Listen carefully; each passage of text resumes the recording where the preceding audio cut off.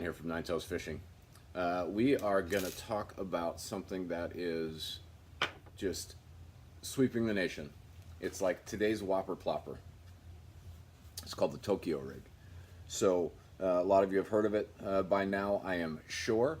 A lot of you might not understand how it works or how you use it, stuff like that. So we'll talk a little bit about that. And then we're going to make them because they are really easy to make and really cheap to make. So this is the Tokyo rig. It's a pretty simple design. You got your drop leader where you attach your tungsten to. I usually use a couple of beads in there for one reason and one reason only, and that's it makes noise. Extra wide gap hook, split ring, and a heavy duty swivel, barrel, whatever you want to call them. Obviously you tie your line to the barrel. When this sits on the bottom, boop, keeps your plastic up off the bottom and just lets it do its little dancing and whatever it does. And the reason why this is going to be so successful, I think, for most anglers, is if you take a look at your normal punch shot rig, it's basically a skirt with a tungsten weight. You've got your hook, sits down in there. Now when a fish takes this, he takes the whole thing, weight and all. Boop. When you set the hook, you have a really good chance of pulling that right out of his mouth because this pries his mouth open, not allowing this to always have a firm hook set. So that's kind of one of the reasons why the punch shot or the Tokyo rig was designed. Here's another one I made with some heavier weights. A little bit closer, so it's a little bit closer to the bottom. You can do them, 3 to 6 inches long if you want to. I rigged this one up with a Dexty-Doo from the Crazy Bait Company. You can put any kind of plastic you want to on it. This is just the one that I happen to like, especially early in the year with that beaver tail, paddle style tail on it. They're going to be successful, I think, this year. You're going to see a lot of anglers throwing those over a drop shot or your traditional punch rig. So, to make them, it's pretty simple. You need some tungsten. I like the tungsten over, your standard. I've got some standard bullet weights, but I like the tungsten a little bit better because they make that little clacking sound when they click together. Little wide gap hook, piece of wire. I use a little bit heavy duty wire. I don't know what gauge wire they use on the ones that you buy from like VMC and stuff, but I use a little heavier gauge of wire to get it to stand up a little bit better, and then an O-ring or a split ring, and then handy dandy pack of beads. I use these for walleye fishing, for making my walleye rigs because I make those too. So it is what it is. You can make them any weight you want, really. I like a little bit lighter weight in most circumstances, so I'll make this one with a little bit lighter tungsten. You can go half ounce, an ounce, you can go whatever you want. I use 2 of these little 1/4 ounce ones just because I like it. So let's make one, shall we? And I'll show you how quick we can do this. So you just take your little piece of wire here. I try and find a spot that gives me a decent place to bend it and allow myself enough loop to twist back around the line. So you're sitting there with that, right?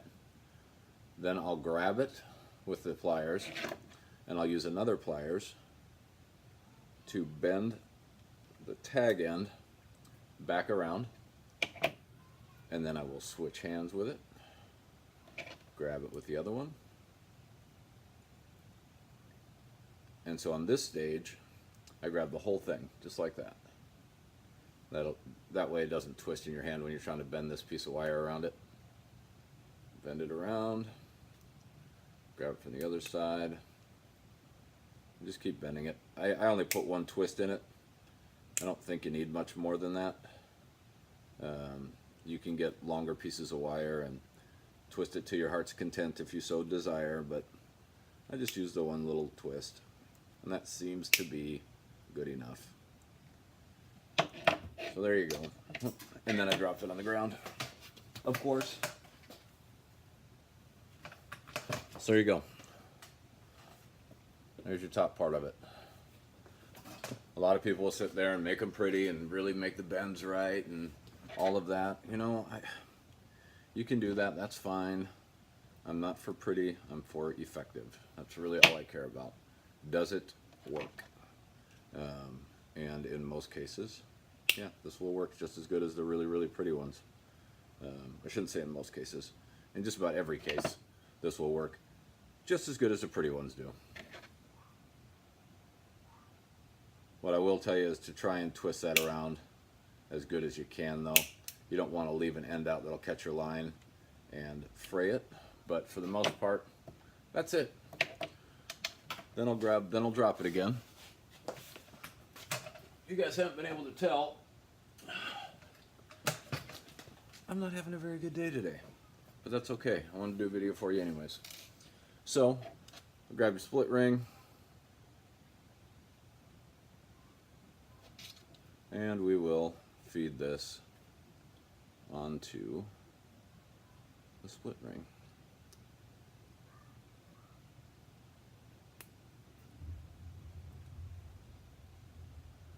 And then while you have it, it's a good idea to feed your barrel on the split ring at the same time, so you don't have to do this twice.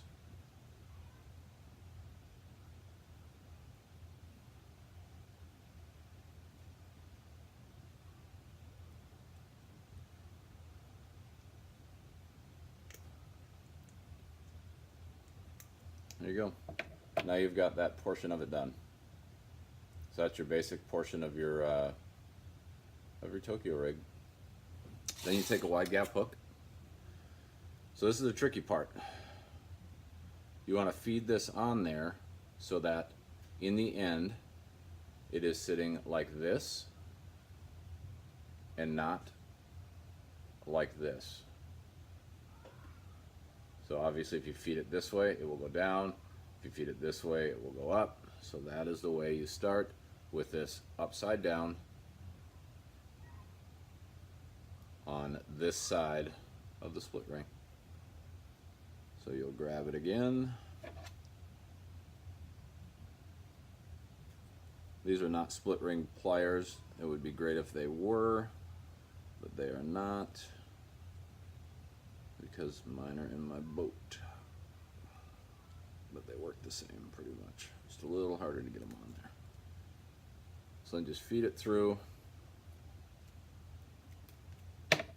Now you have the proper Tokyo rig. So now on this end, pretty simple. Feed your tungsten on. I'm going to put a couple of green beads on.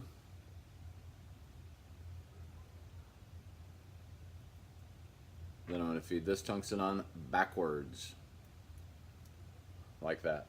Oops, sorry. Backwards. Then you simply take this, and I just bend a little L in it. You can bend it all the way back on itself if you want, like this. But I'm just going to bend a little loop. There you go. Now you got that rattle. And I would recommend, bending it back on itself, because if you don't, you run the risk of it getting snagged up on something down at the bottom a little bit easier. So, bend a little loop in it. Not going to hurt anything. Tokyo rig, guys. Save some money. Build them yourself. You won't be disappointed in the results, I promise you.